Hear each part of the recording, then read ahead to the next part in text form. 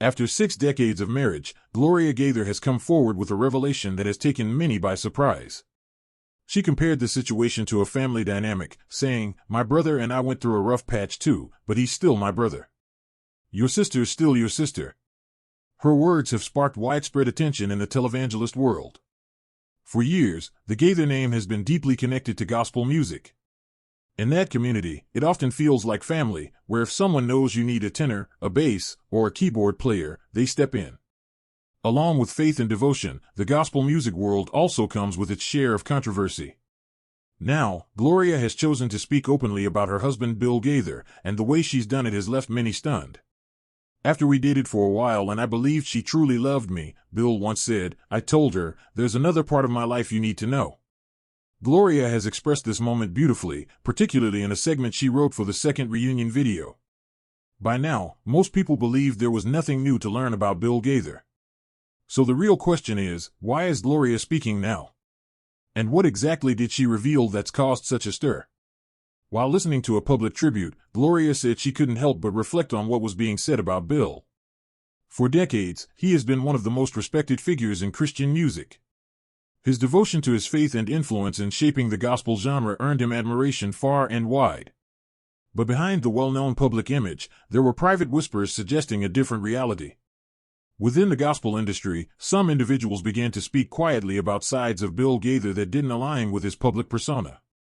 Some of the concerns revolved around control and ego, traits often found in powerful leaders. But other accounts pointed to deeper, more troubling behaviors. There were stories about how Bill had the final say on who performed in his shows and how those who challenged him would often be excluded completely. Several performers described him as kind and generous on the surface, but quick to silence or push people out if they disagreed with him. As time passed, the discussions shifted from leadership style to secrecy. People claimed that parts of Bill's personal life were carefully hidden, especially anything that conflicted with his image as a devout Christian husband and leader. Some even alleged odd behaviors, closed-door meetings, and taboo topics that hinted at a double life. Though these rumors circulated backstage and within the gospel circle, they never gained traction in the mainstream. When such allegations did arise, they were quickly dismissed or silenced. Some insiders believe Bill's strong connections in the community helped keep these stories from surfacing publicly. A crew member from one of his tours even recalled being instructed not to ask about Bill's personal affairs. Despite all the quiet rumors, nothing was ever confirmed, and his reputation remained untouched. Bill Gaither held influence and was surrounded by loyal supporters. That narrative began to change when Gloria Gaither decided to speak up. After spending a lifetime by his side, she revealed something that aligned with what many had quietly suspected for years. Her admission didn't just cause a stir, it transformed public perception. From that point on, Bill's image within the gospel world began to unravel. Gloria wasn't just Bill's wife, she was his creative partner and co-writer, working behind the scenes to help build the Gaither gospel brand. Together, they reached millions with their messages of faith, hope, and inspiration. But beneath the concerts, songs, and polished public image, Gloria had been carrying a secret. For years, she kept it to herself, until one unexpected night changed everything. It was supposed to be a normal concert. Bill was on stage, doing what he had done for decades, leading a worship experience that captivated the crowd.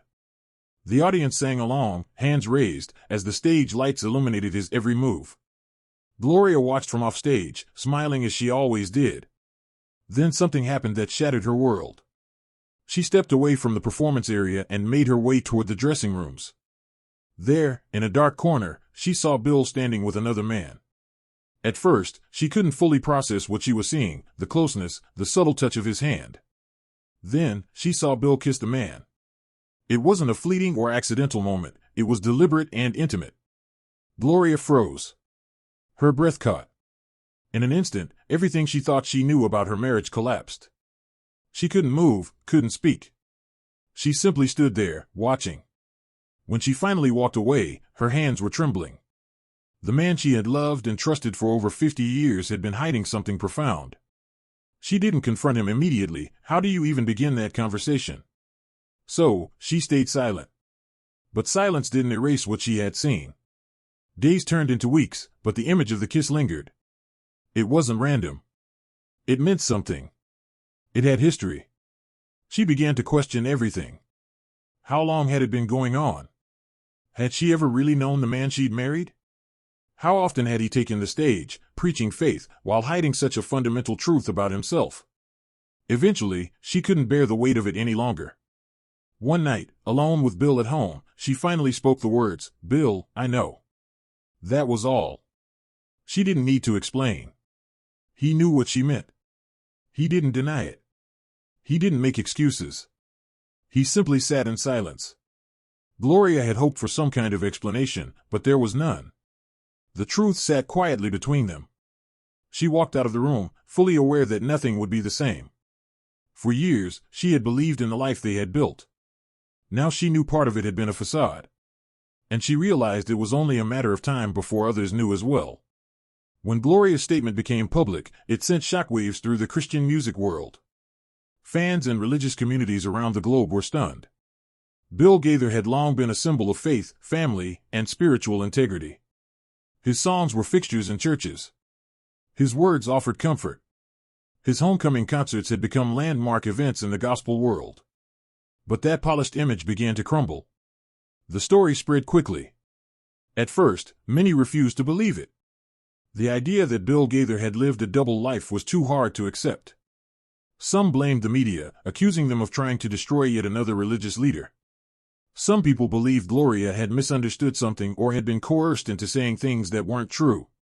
But as more details surfaced, the public shifted from disbelief to confusion, and then to anger. Social media erupted. Longtime fans of Gaither clashed online, each side struggling to make sense of the revelations. Some defended him immediately, convinced this was just another example of a religious leader being unfairly targeted. They pointed to Gaither's lifelong dedication to spreading God's message and argued that a single allegation shouldn't overshadow decades of ministry. Others acknowledged the claims might be true, but still valued the hope and faith in his music. To them, that message mattered most. However, not everyone felt the same. Many fans felt deeply betrayed. They had trusted Gaither, followed his teachings, and now were left questioning everything. How could someone who preached morality and faith be hiding something so serious? Some fans couldn't separate the man from the controversy and threw out his music altogether, saying they could no longer listen without being reminded of the scandal. Churches were divided.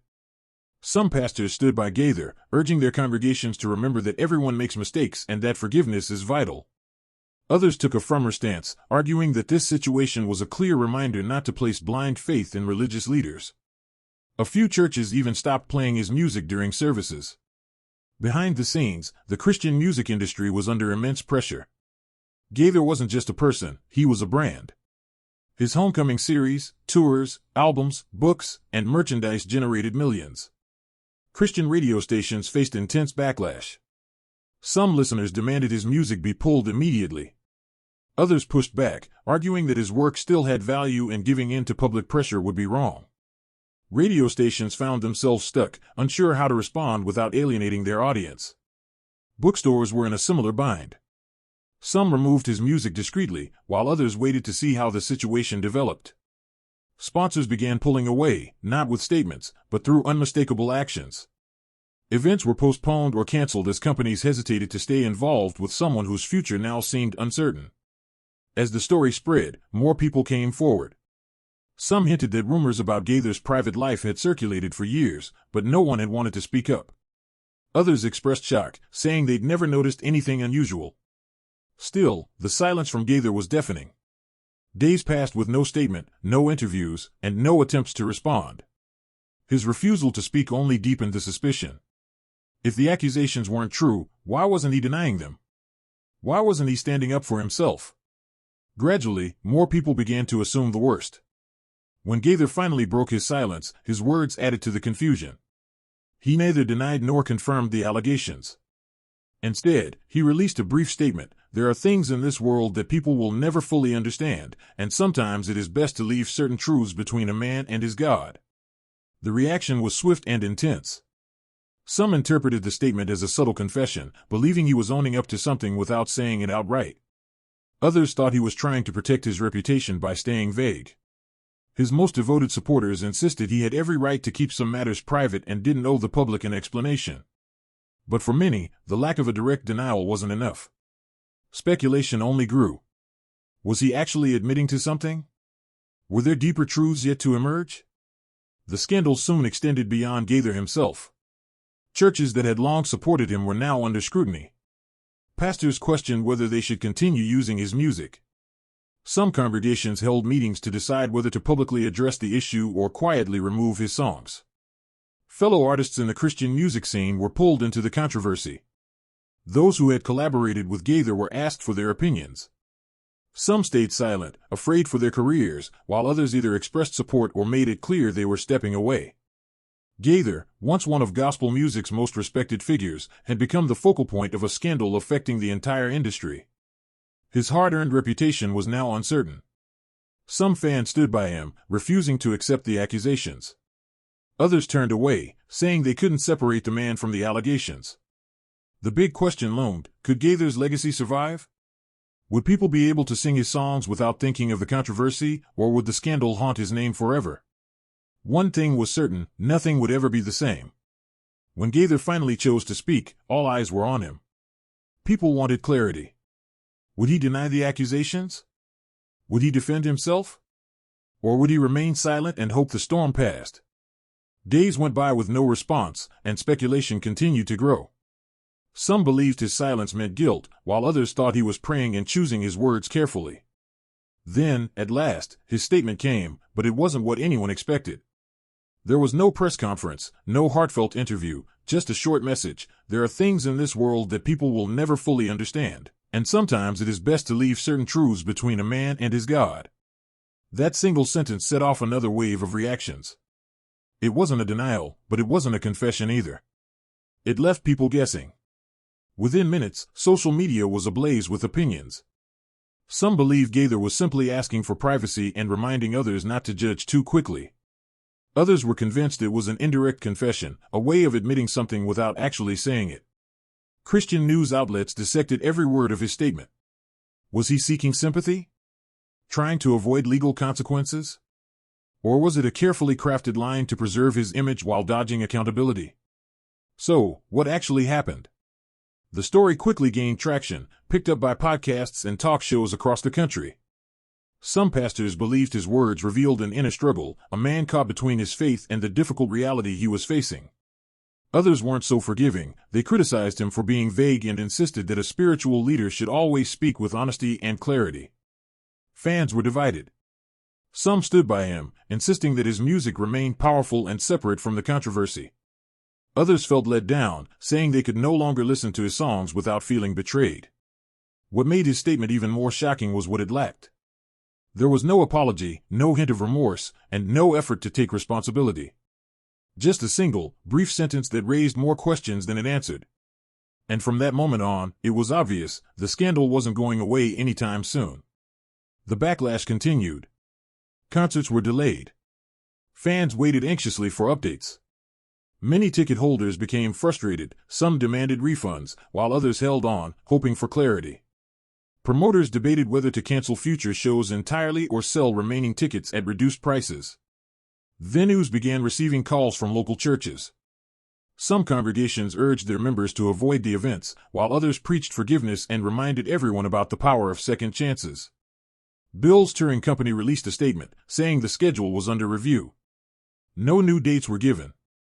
At the same time, radio interviews were quietly canceled. Press releases stopped altogether. Sponsors froze their campaigns. Merchandise sales dropped by half online. The Homecoming series, which once easily sold out large arenas, now faced uncertainty. Vendors who depended on the tour's traffic became concerned about their livelihoods. Road crews faced possible layoffs. The fallout was bigger than just Bill, it was affecting everyone connected to the tour. Behind the scenes, Bill met with his closest advisors. He explored legal options and spoke with his lawyer about possible defamation claims. He also turned to his pastor, seeking spiritual guidance. Bill admitted he felt cornered, afraid that any comment might only worsen things.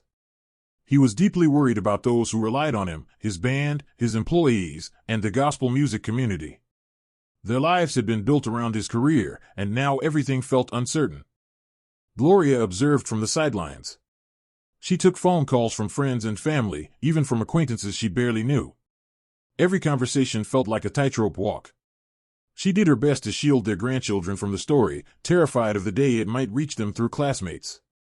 At the same time, she was dealing with her own pain.